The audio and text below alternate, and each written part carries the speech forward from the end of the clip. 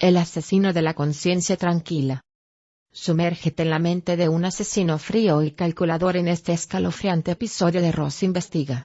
Exploraremos el caso de un criminal que conmocionó a la sociedad con sus crímenes meticulosamente planeados y su aparente falta de remordimiento. A través de entrevistas exclusivas, análisis forenses y reconstrucciones detalladas, desentrañaremos los motivos detrás de sus actos y la perturbadora psicología que lo impulsó. ¿Qué lleva a alguien a cometer tales atrocidades con una conciencia aparentemente tranquila? Acompáñanos en este viaje a la oscuridad, donde la línea entre la cordura y la locura se difumina, y la verdad se esconde en los rincones más oscuros de la mente humana. El asesino de la conciencia tranquila. Hubo una frase, pronunciada ya en la primera escena del crimen, que pudo haber guiado la investigación, desde el principio, en la dirección acertada. Haber prestado más atención a ese comentario habría ahorrado decenas de hipótesis y teorías que solo sirvieron para alargar el caso y retrasar la detención de Jacinto Páez, otorgándole los 14 meses que le valieron para acabar con la vida de 7 personas. La frase en cuestión la pronunció la inspectora de policía Clara Hormigos, mientras se apostaba de cuclillas junto al primero de los cadáveres para recoger de su pecho un disco de vinilo. Inútero, de Nirvana. Sería la primera funda de las 7 que aparecerían junto a los 7 cadáveres. Si algo excita más a la prensa que un asesino en serie, es un asesino en serie que firma sus crímenes. El asesino de los discos fue el primer y previsible alias que recibió Jacinto Páez, aunque no será ese por el que pasará a los anales de la historia criminal española. Hasta mucho después no se supo que, además de servir como firma, esos discos explicaban mucho de la naturaleza de los crímenes del asesino, igual que explicaba mucho la frase que pronunció Clara Hormigos junto al primer cadáver y a la que nadie, ni siquiera ella misma, dio la importancia que tenía. Es como si la víctima se hubiera dejado matar. Aquel primer cuerpo pertenecía a Mateo Venegas, hombre de 46 años, padre de 2 niñas de 11 y 7, separado de su mujer, Julia, hacía 4. El cadáver lo descubrió la ex esposa, que se presentó en el piso de él, un cuarto sin ascensor, tirando del brazo de las niñas por las escaleras.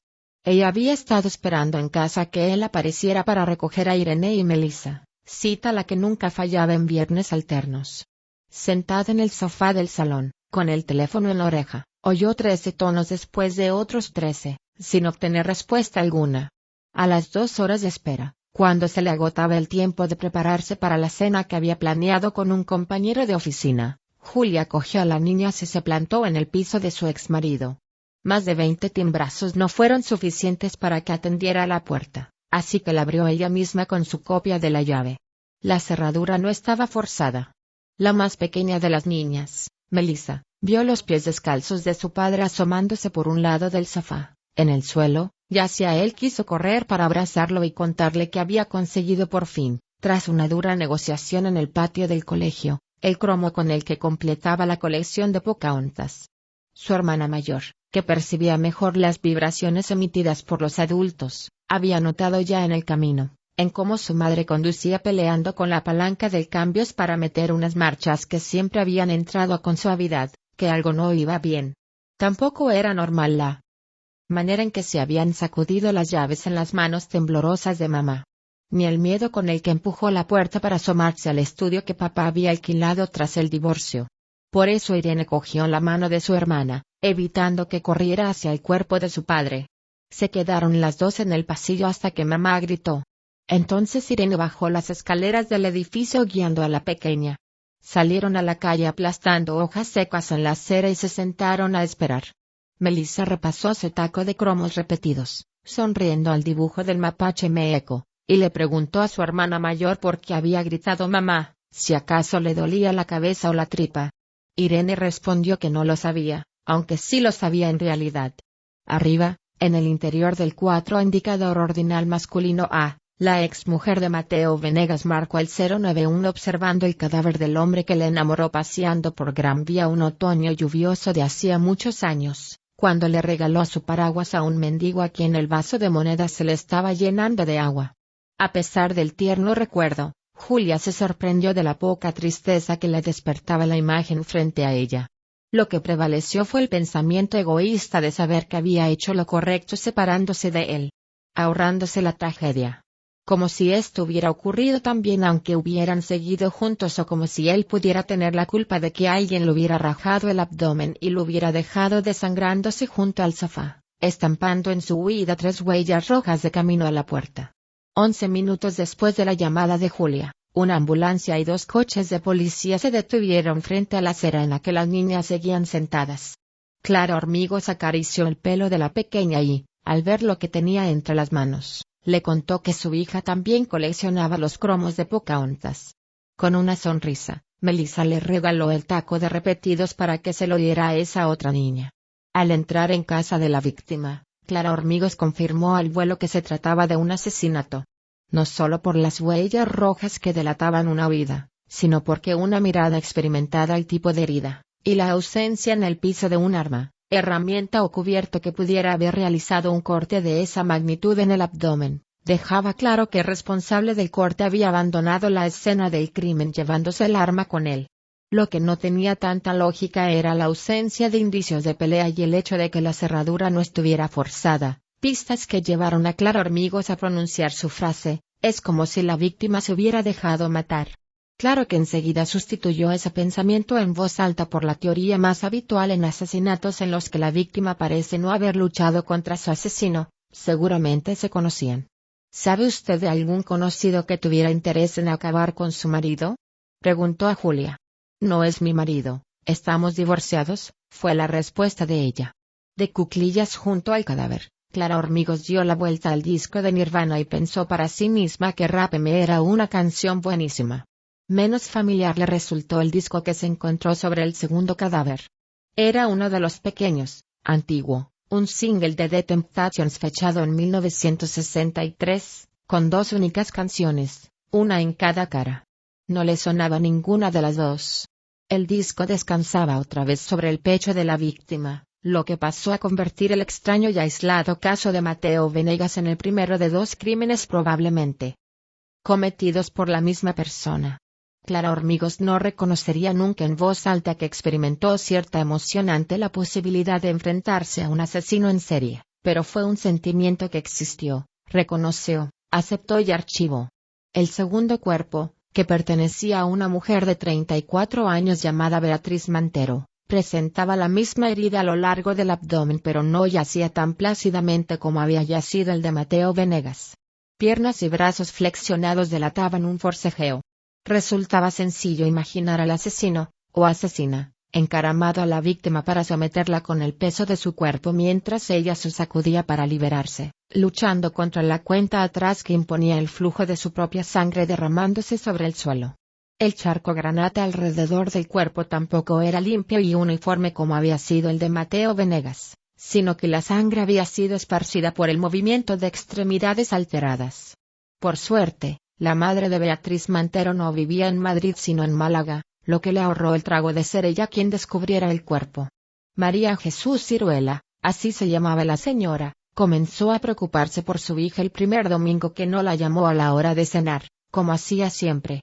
Tampoco llamó el lunes, ni el martes, ni el jueves, ni al otro domingo. Las llamadas de María Jesús a su hija tan solo le sirvieron para escuchar, una y otra vez, el desenfadado saludo con el que Beatriz Mantero daba la bienvenida en su contestador automático. Para la inspectora Clara Hormigos, uno de los momentos más duros de toda la investigación fue el de escuchar, en progresión creciente de desesperación, los mensajes que esa madre había ido dejando a su hija. Al 8º día sin noticias de Beatriz, María Jesús Ciruela contactó con la única amiga que su hija había hecho tras 4 años en Madrid. Fue esta amiga quien hizo una visita al piso, un lunes después de cerrar la copistería, y quien encontró el cuerpo sin vida de Beatriz Mantero. Producto de la casualidad, o quizá muestra de que el instinto maternal es una de las conexiones humanas más poderosas que existen, la madre de la víctima llamó a su hija en ese momento. La amiga levantó el teléfono pero no pudo articular palabra. Lo único que María Jesús Ciruela escuchó en su casa de Málaga fueron los gritos y jadeos horrorizados de la joven, un ataque de histeria que le confirmó el peor de sus temores. A la joven la tranquilizaron Clara Hormigos y un voluntario que trabajaba en la ambulancia. A la madre de Beatriz Mantero no la tranquilizó nadie porque su marido había salido a jugar a la petanca y celebraba una victoria alzando los brazos en el parque sin saber que su niñita había muerto a manos de un extraño y que su mujer se sentaba en esos momentos, vestida, debajo de la ducha fría porque no sabía qué otra cosa podía hacer para dejar de sentir. Cuando el ganador de la partida de petanca regresó a casa, encontró a su esposa tiritando bajo el chorro de agua, con los labios morados y sin poder controlar el castañeteo de los dientes. El hombre recibió la noticia más terrible de su vida como si se la comunicara un tartamudo. SSS. Ta. MMM. UR. Ta. Los dos asesinatos quedaron relacionados por el tipo de corte en el abdomen y por el disco colocado sobre el pecho de cada cuerpo. Lo que no resultó tan fácil de establecer fue la relación entre ambas víctimas o el móvil de los crímenes. Clara Hormigos sabía que un asesino en serie no necesita más motivación que el propio deseo de matar, pero también sabía que un asesino en serie tiende a repetir el perfil de su víctima. Las similitudes entre Mateo Venegas y Beatriz Mantero se limitaban a aspectos superficiales como que ambos vivían solos, aunque el primero tuviera sus 2 hijas en casa 2 fines de semana al mes. Pero incluso esa característica tan poco definitoria quedó descartada como nexo entre las víctimas con la aparición del tercer cuerpo. José Lora apareció con el abdomen abierto en el suelo de su habitación, en el piso que compartía con 3 compañeros de universidad. Fueron ellos, al regresar de una fiesta que se había alargado hasta el amanecer, quienes encontraron el cuerpo sin vida del joven. En la pantalla de su ordenador había dejado a medias una partida del Buscaminas, nivel experto, en la que faltaban por descubrir 13 de las 99 minas. La borrachera que traían transformó el descubrimiento en una surrealista escena en la que uno rompió a reír. Pensé que nos estaba gastando una broma, la sangre parecía tan artificial, explicaría después. Otro fue a coger la fregona del tendedero como si lo que manchaba el suelo de la habitación fuera la cerveza de una litrona. No puedo explicarlo, entré en shock, fue su argumento, y el tercero sintió algún tipo de responsabilidad hacia la partida inacabada en el monitor y se sentó frente al ordenador para intentar resolver el rompecabezas. Me cargué su jugada, destapé una mina al primer clic. Está claro que no iba sereno para entender todos esos numeritos, declaró más tarde. Fue el del ataque de risa quien, tras 7 minutos de ejercicio abdominal provocado por los espasmos de la carcajada, cayó en la cuenta de que la situación era grave y debían informar de lo ocurrido a las autoridades. Cuando Clara Hormigos entró al piso, encontró a los 3 muchachos sentados en el sofá maltrecho de un salón poco amueblado. La melopea había desaparecido, permitiendo que el susto y la preocupación se asentaran por fin. Miraron a la inspectora con los ojos muy abiertos, los rostros pálidos. Estaban los 3 muy juntos, ocupando apenas 2 plazas del mueble. Más tarde se descubriría que, de todas las víctimas que hubo, José Lora fue el único que era dueño del disco que descansaba sobre su pecho. De la estantería donde su víctima guardaba una colección de casi 1000 discos, sobre todo de grupos británicos, el asesino había seleccionado uno de Joy Division, colocado por orden cronológico antes de los de New Order. Hasta la detención de Jacinto Páez no quedó claro si el asesino improvisó la elección de ese disco al verlo en la colección de José Lora, si ya sabía que el disco que quería utilizar formaba parte de la colección de su víctima o si simplemente descubrió que así era al llegar a la escena del crimen.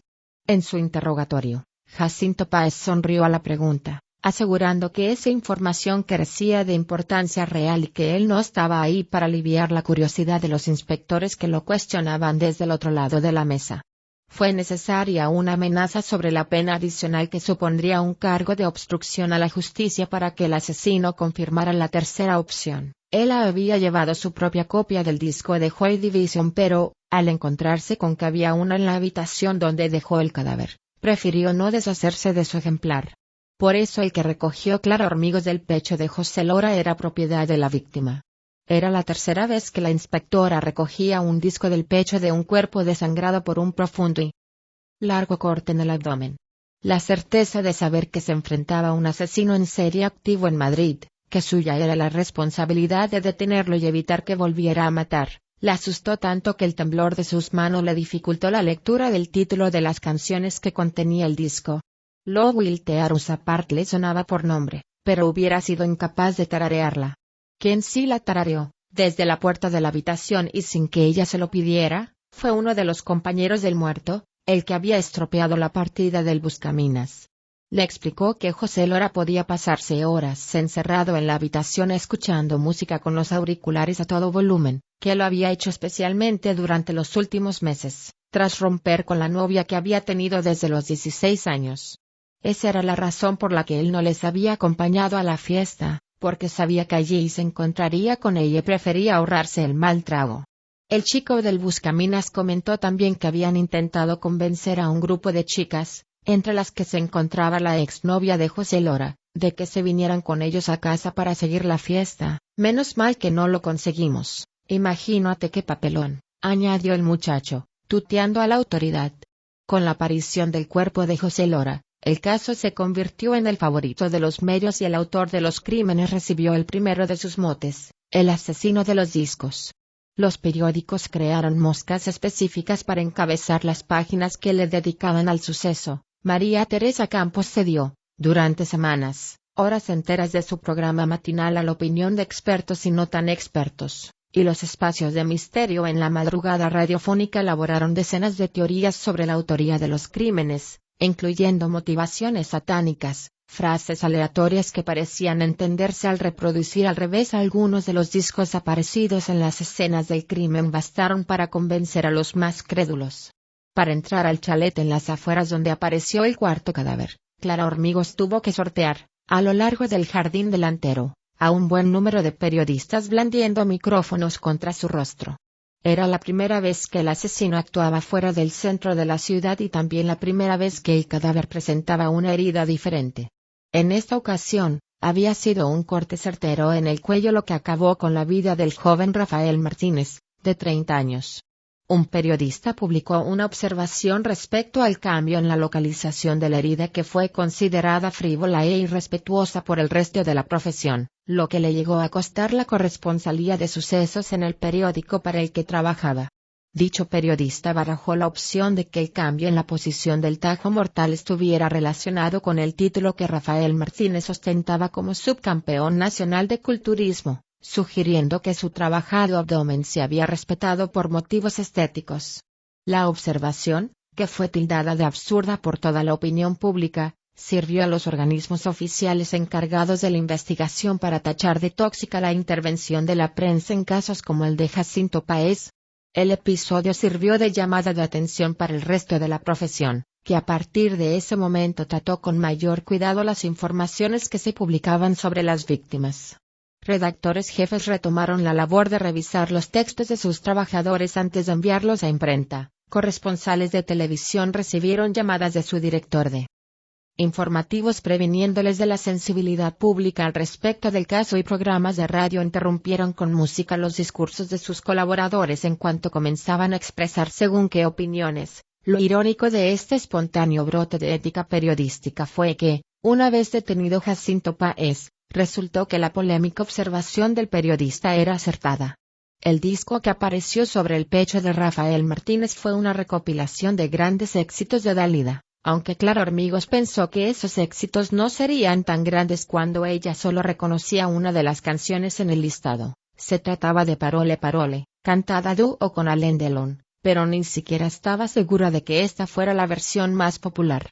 La víctima, como muchos treintañeros españoles, aún vivía con sus padres, instalado en la buhardilla del gran chalet familiar en uno de esos pueblos satélites con grandes urbanizaciones, parques y universidades privadas.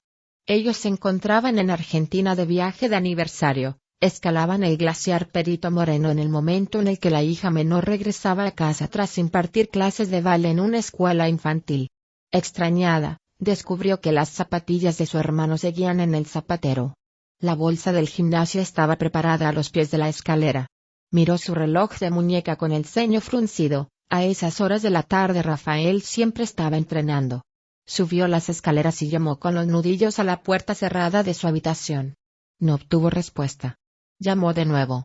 Recordó el episodio ocurrido la vez que entró sin avisar y se encontró a su hermano clavándose una aguja en el glúteo, el terror de pensar que su hermano era un yonki enganchado a la heroína, Imaginarlo viviendo debajo de un puente alimentándose de yogur líquido, hasta que él le explicó que se estaba inyectando testosterona, que todos en la competición lo hacían. Ahora, casi segura de que estaba hablando a una habitación vacía y que su hermano habría salido de casa por alguna razón que le había impedido acudir al gimnasio, la hermana anunció de viva voz que iba a abrir la puerta. La última vocal de la frase con la que avisó de su incursión se alargó mucho más de lo esperado, convertida en un grito que volteó cabezas de niños y madres en el parque infantil que había al final de la hilera de chalets. Horas después, ya de noche, Clara Hormigos regañó a algunas de esas madres, que seguían apostadas frente a la vivienda cargando a sus hijos somnolientos para no perderse la salida de la camilla con el cadáver. Tras 7 meses de investigación sin conseguir ninguna pista definitiva que condujera al autor, autora o autoras del crimen, Clara Hormigos descubrió un montón de nuevas canas en el pelo que cada vez se cuidaba menos. Para cuando apareció el quinto cadáver, no solo perdía color su melena, sino que el propio pelo empezó a caer. Por eso le resultó irónico, casi burlesco, que ese quinto cuerpo apareciera en una peluquería. Te dije que te hacía falta, se atrevió a bromear su compañero tras detener el coche patrulla frente a un Marco Aldani. Ella abandonó el vehículo dando un portazo. 2 chicas rubias, con mechas californianas, vestidas con camisetas negras estampadas con el logotipo de la cadena de peluquerías, se sobreponían del susto frente al escaparate. Era el cumpleaños de una de ellas y habían querido empezar la jornada laboral de un modo especial. Venían de desayunar en un Vips cercano en el que habían quedado 1 hora antes de empezar su turno de las 10. La cumpleañera se permitió saltarse su dieta y pidió unas tortitas que embadurnó de nata y regó con sirope de chocolate, susurrando antes de comérselas que un día es un día. Con la novedad del plan matutino, el tiempo se les pasó volando. Al terminar sus cafés, sin haber pedido la cuenta aún, descubrieron atacadas que pasaban ya 10 minutos de su hora de entrada. Llegar tarde les preocupaba, no porque tuvieran un jefe que fuera a broncarlas, sino por todo lo contrario, el dueño de la franquicia era tan bueno con ellas, tan amable y detallista, que se sentían fatal por dejarlo solo durante más de 10 minutos, sobre todo al inicio de la jornada, momento en que la peluquería experimentaba una peculiar hora punta. Al doblar la esquina, haciendo sonar los 4 tacones contra los adoquines de la acera, encontraron a 5 clientas apostadas en la puerta del establecimiento. 2 estaban de brazos cruzados, otras 3 sentadas en los capós de los coches aparcados a lo largo de la calle. Las peluqueras se acercaron al grupo, respondieron con disculpas a los comentarios que les lanzaron entre la jocosidad y el enfado, pero no pudieron ofrecer explicación a que la peluquería estuviera apagada y cerrada. El dueño siempre llegaba media hora antes que ellas. Cuando la cumpleañera pegó la cara al cristal, con las manos alrededor de los ojos, descubrió en el suelo lo que más tarde definiría como un macabro regalo en este día tan especial para mí. El susto le quitó la respiración y no pudo comunicar a las demás lo que acababa de ver. Su compañera, tras acercar de la misma manera la cara al escaparate, mantuvo mejor la calma y cruzó la calle hacia la cabina de teléfono. Las clientas de la peluquería intercambiaron miradas confundidas. Clara Hormigos pellizcó las mejillas de las 2 peluqueras antes de adentrarse en el establecimiento, que olía a laca y secador. El cuerpo de Florencio Llanos, de 58 años, yacía entre 2 sillones para lavar el pelo, colocado en un impecable charco de sangre que desaparecía bajo los asientos. Clara Hormigos tuvo que contener una arcada, no de asco, sino de indignación. Empezaba a interpretar la labor del asesino como una ofensa, un insulto dirigido personalmente hacia ella, una manera de repetirle lo que un superior y 2 compañeros, todos varones, habían dejado caer en diferentes conversaciones, que este no era trabajo para una mujer. La rabia le atacó al estómago al ver la funda de un disco descansando sobre el pecho de la víctima. Mientras se agachaba a examinarlo, maldijo aquel rastro de emoción que experimentó con el segundo cadáver, cuando creyó que enfrentarse a un asesino en serie supondría un interesante reto para su carrera. Ahora, hubiera entregado su placa, renunciando a la que era su verdadera vocación, a cambio de que estos crímenes nunca hubieran ocurrido. El álbum se titulaba Kick, era del grupo australiano Inks. Clara Hormigos tuvo ganas de romperlo, de sacar el disco de su funda y lanzarlo como un frisbee, lejos, donde no tuviera que verlo. O quizá podía coger un bote de laca de la estantería, encender un mechero frente al pulverizador y crear un lanzallamas casero que fundiera el vinilo hasta convertirlo en un pequeño charco negro junto al charco granate que envolvía el cuerpo de Florencio Llanos. Clara Hormigo se metió en la trastienda, cerró la puerta e introdujo en su boca una toalla pequeña, de las que las peluqueras colocaban sobre los hombros de los clientes. Gritó en silencio. La técnica de relajación sirvió además para descubrir la puerta entornada que daba al callejón trasero, por ahí. Había entrado y salido el asesino. Clara Hormigos comprobó que tampoco esta vez la cerradura había sido forzada, como no lo había sido en las otras escenas de los crímenes. Durante los pasados meses se habían valorado ya decenas de opciones que explicaran la facilidad con la que el asesino parecía haber entrado en la propiedad de sus víctimas. Se barajaron los habituales engaños con uniformes de revisor del gasotécnico de Telefónica. Se discutió la posibilidad de que hubiera usado la aún más deleznable técnica de buscar ayuda fingiendo estar herido. Incluso alguna voz apuntó a que pudiera tratarse de un niño o un adolescente, alguien a quien un adulto abriría la puerta sin temor alguno. Esta última idea, la de un asesino en serie infantil, se extendió por España como un escalofrío general, convirtiendo el terreno de Cádiz a Bilbao en la inmensa espalda común de toda la población. Cuando Clara Hormigo regresó de la trastienda, el número de curiosos que estiraban el cuello desde la calle se había triplicado, como si el Marco Altani de Cuatro Caminos se hubiera convertido de repente en la discoteca de moda de la capital. La inspectora salió a la puerta y cogió de la mano a las dos trabajadoras de la peluquería, permitiendo que se saltaran el cordón policial. El movimiento se pareció, sin duda, al que haría el dueño de un club de baile para colar a dos celebrities que se hubieran presentado en el local sin avisar. Y, como correspondería en este caso, entre la gente que se quedaba fuera hubo caras de rabia por no ser elegidos, de envidia por querer acceder al sitio al que accedían las seleccionadas y de emoción empática ante las excitantes experiencias que les aguardaban. Esos rostros expectantes, casi felices, revolvieron el estómago de Clara Hormigos. Dentro de la peluquería, las empleados se colocaron de espaldas al cadáver de su jefe, de la mano. La que no cumplía años preguntó si tenían el día libre. Aunque la pregunta podía considerarse de una absoluta falta de tacto, había en su voz un sincero lamento que consiguió que no sonara irrespetuosa, sino meramente práctica. La inspectora les preguntó si sabían de algún familiar, esposa o amigo de la víctima a quien pudiera avisar de lo ocurrido. Las dos chicas se miraron, apenadas. Desde que murió su marido ha estado muy solo, comenzó la del cumpleaños.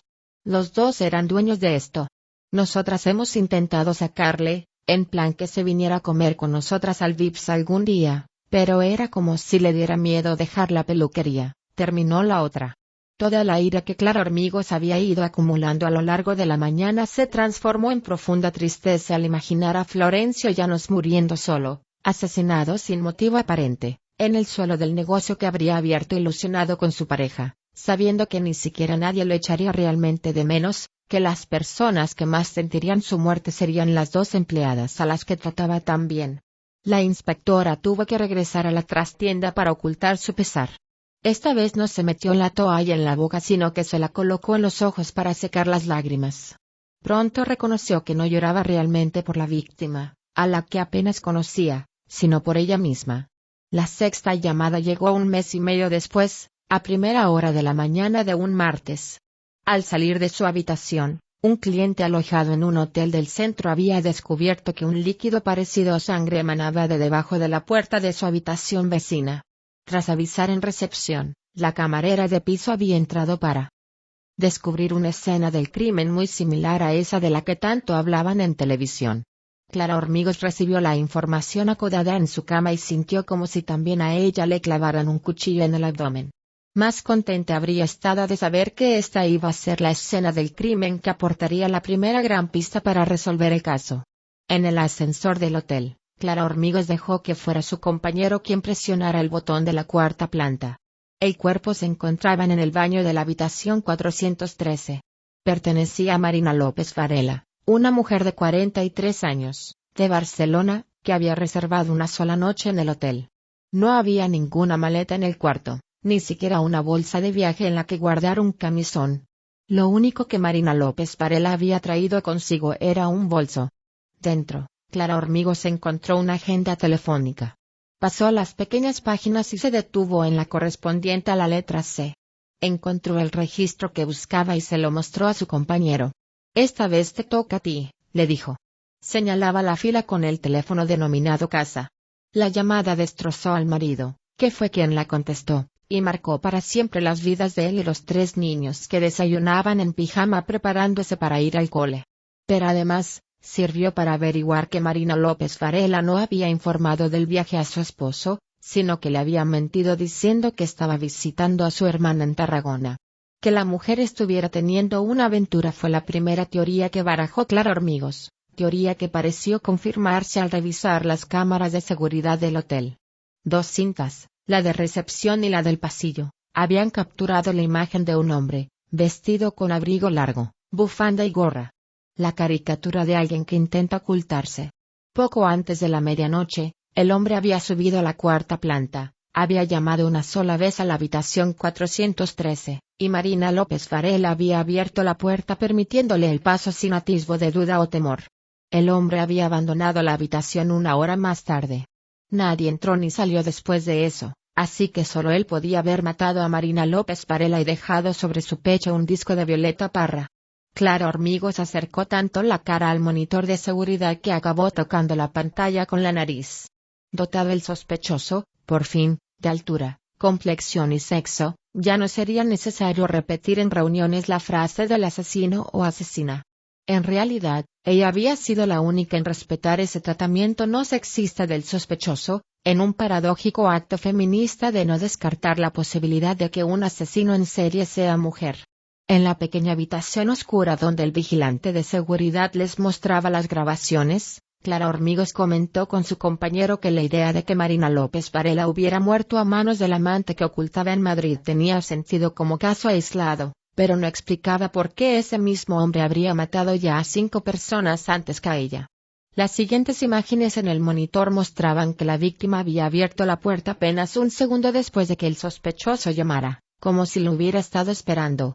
Eso explicaba por qué no habían encontrado ninguna cerradura forzada en el lugar de cada crimen y ponía de manifiesto que la relación entre el asesino y Marina López Varela no era diferente a la que existía con el resto de las víctimas, lo cual hacía mucho menos plausible la teoría del amante. Clara Hormigos se llevó las manos a la cara al sentir que la evidencia la conducía de vuelta a una de las primeras teorías que barajaron ya con la aparición del cuerpo de Mateo Venegas. Las víctimas conocían al asesino. Y, sin embargo, en 11 meses de investigación, ni ella ni su equipo habían encontrado a nadie, ni una sola persona, del entorno de las víctimas que pudiera tener una razón para acabar con ellas. ¿Por qué?, preguntó en voz alta Clara Hormigos. Sin esperar respuesta de nadie, salió del cuartucho dando un portazo. El golpe desequilibró el palo de una fregona apoyado en la pared. El vigilante de seguridad lo atrapó antes de que golpeara un monitor. La respuesta a la pregunta, y la resolución del caso, llegaron con el hallazgo del 7º cadáver, que apareció en un edificio de apartamentos de nueva construcción situado al final de la línea 1 de metro. Era precisamente el dueño del edificio quien yacía con el abdomen abierto en el suelo pulido de la entrada principal, que aún olía a pintura y silicona. Los pisos estaban terminados, pero nadie había entrado a vivir. Aún quedaban salpicaduras de cemento por raspar, cinta de carrocero por despegar y restos de acerrín por barrer.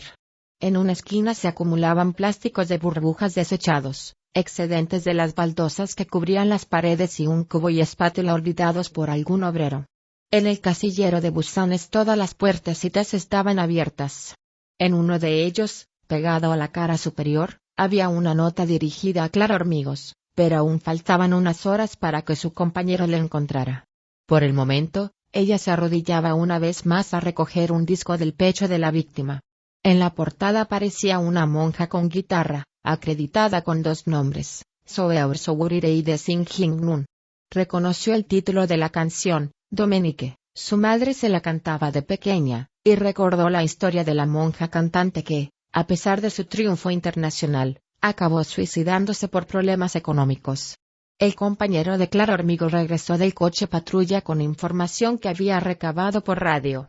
La víctima se llamaba Eduardo Gutiérrez, tenía 61 años, Era dueño del edificio y estaba acusado de un delito de estafa inmobiliaria relacionado con la venta de los apartamentos. No solo se encontraba en bancarrota, sino que se enfrentaba a una posible condena de 10 años de cárcel. Mientras escuchaba los datos, la inspectora repasó la portada del disco, la imagen de esa monja que puso fin a una vida entregada a Dios cometiendo uno de los pecados más graves que existen, el del suicidio. Y todo por problemas económicos. Como la víctima que tenía enfrente. Clara Hormigos emitió un sonido desde el paladar, el débil gemido que sucede a un descubrimiento. Sin dar más explicaciones, dejó a sus compañeros encargados de la escena del crimen y condujo de vuelta a la comisaría. Allí, pasó horas revisando las entrevistas realizadas a familiares y gente del entorno de las víctimas. Ninguna confirmaba sus nuevas sospechas, pero podía deberse a que el enfoque de las preguntas no era el adecuado. Clara Hormigos y todo su equipo habían concentrado sus esfuerzos en resolver una serie de asesinatos, pero el trabajo carecía de valor si lo que habían estado investigando no eran en realidad asesinatos. O, por lo menos, no del todo. Una frase se repitió en su cabeza mientras repasaba los informes, la que había pronunciado ella misma en la primera escena del crimen: es como si la víctima se hubiera dejado matar. 5 horas después, cuando eran ya 9 los vasos de plástico color crema, cuyos restos de café se secaban en el cubo de basura bajo la mesa, sonó el teléfono. Su compañero llamaba para comunicarle que habían encontrado una nota escondida en uno de los buzones. El hallazgo de que las víctimas del asesino de los discos eran en realidad suicidas a los que alguien había ayudado a morir, se convirtió en una bomba mediática que transformó la manera en que la opinión pública se refería a él, cambiando su alias por el del asesino de suicidas.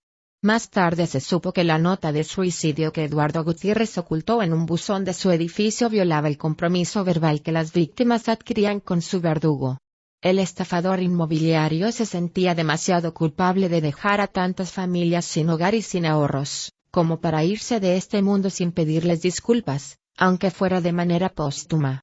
Por eso quebrantó una de las normas que establecía el Código de Jacinto Páez, norma que sí habían cumplido las víctimas anteriores, la de no dejar nota de suicidio. Puesto a violar las cláusulas del peculiar contrato, Eduardo Gutiérrez ofreció también información sobre cómo había contactado con su asesino, la cual sirvió de pista definitiva para que Clara Hormigos identificara y localizara al sospechoso. En los años de actividad criminal de Jacinto Páez, Internet apenas empezaba a implantarse en los hogares españoles. Por aquel entonces, chats y foros, que facilitaban el contacto entre gente de similares inquietudes de una manera inédita hasta entonces, eran 2 de los atractivos más populares.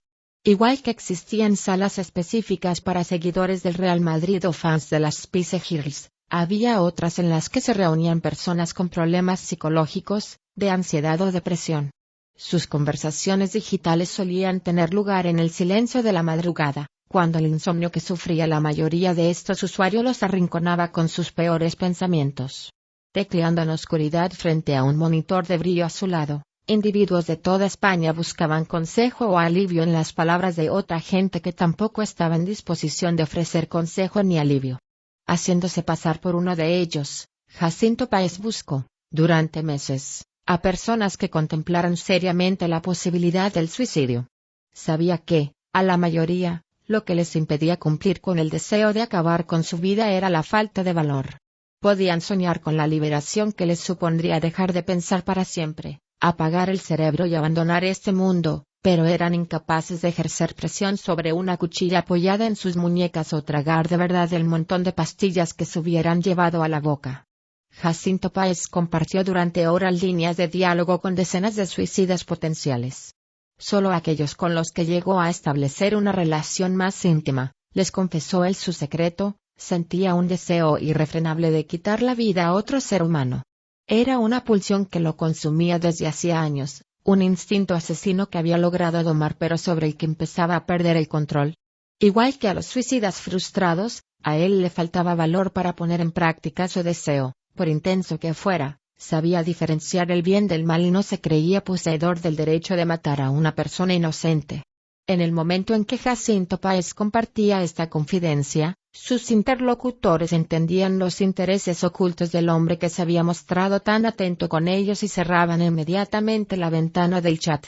Pero 7 meses después de iniciar la búsqueda, una madrugada de sábado, contó su secreto a un hombre con el que había conversado durante semanas y, tras varios parpadeos indecisos del cursor, leyó en la pantalla la respuesta que había deseado obtener. Entonces formamos el equipo perfecto.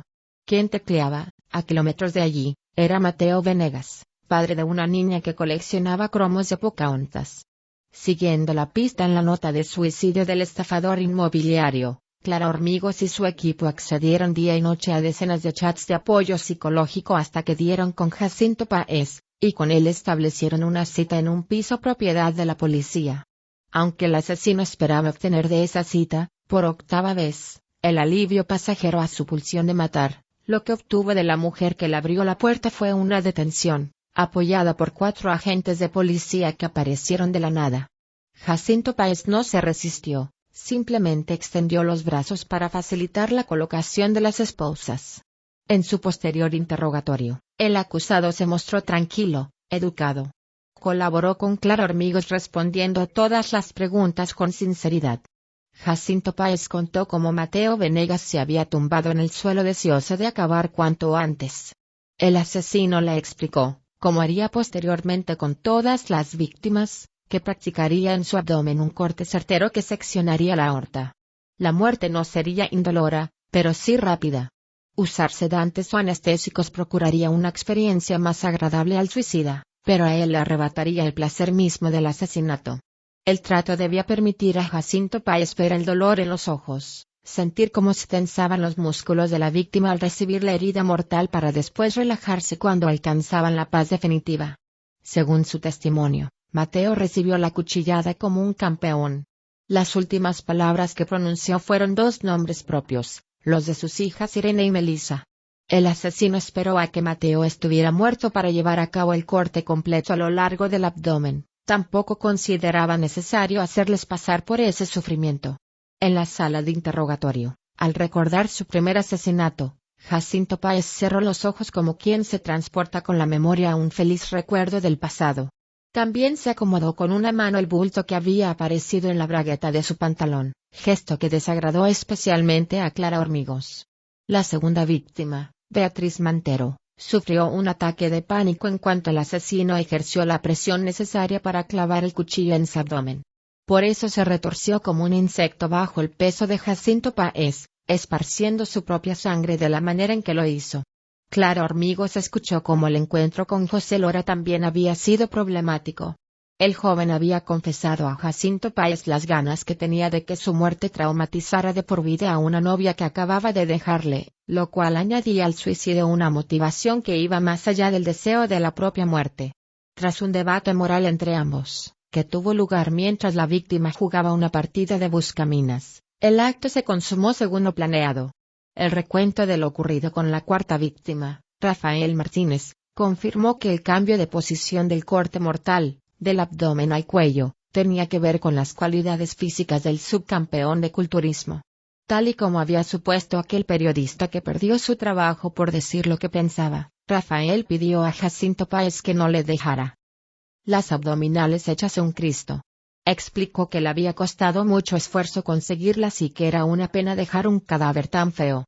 En la sala de interrogatorios, el asesino encogió los hombros al recordar la petición. Si él prefería que le cortara el cuello, que duele mucho más, allá él. Más sensibilidad mostró al hablar de Florencio Llanos. Conmovido, contó la ilusión con la que el peluquero le había recibido, de noche, por la puerta trasera del local cerrado, sus ojos brillantes por la emoción que le provocaba una fe absoluta en que se reuniría al otro lado con el marido que había perdido hacía 3 años. Lo ocurrido con las 2 últimas víctimas, Marina López Varela y Eduardo Gutiérrez, lo relató Jacinto Páez de manera mecánica, como si le aburriera repetir lo mismo una y otra vez. No perdió la oportunidad, sin embargo, de increpar al estafador inmobiliario por haberle delatado. Y lo hizo con unas declaraciones que, una vez filtradas a la prensa, provocaron la polarización de la opinión pública. Ese tío ha sido muy egoísta quitándome de en medio. No se le ha ocurrido pensar que ahí fuera hay mucha gente como él, deseando morir, pero sin las agallas necesarias para hacerlo. Yo cubría una necesidad social. ¿Quién hará ese trabajo sucio ahora? Clara Hormigos no se detuvo apenas a hablar de los discos que Jacinto Páez había utilizado como firma, eso lo harían sus compañeros en interrogatorios posteriores. A ella le molestaba dar importancia a ese tipo de trucos que los asesinos en serie utilizan para llamar la atención, como si así transformaran su barbarie en una obra de arte digna de ser firmada. Solo confirmó con él que los álbumes pertenecían a músicos que se habían suicidado, pero no se preocupó en saber desde cuándo le interesaba la música o si había sido difícil conseguir los álbumes más antiguos. En cuanto él sonrió, encantado de que la inspectora tocara el tema de los discos, Clara Hormigos cambió de tercio y le preguntó si se arrepentía de lo que había hecho. No, fue su rotunda respuesta. Aunque admitía ser el responsable de la muerte de 7 personas, defendió con vehemencia la moralidad de sus actos. Aseguró que las medidas que había tomado para causar el menor mal posible dadas sus particulares necesidades, demostraban una buena voluntad que debía ser tenida en cuenta en su juicio. ¿Preferiría que hubiera matado a gente inocente? No he quitado la vida de nadie que no quisiera morir. Le aseguro que tengo la conciencia muy tranquila.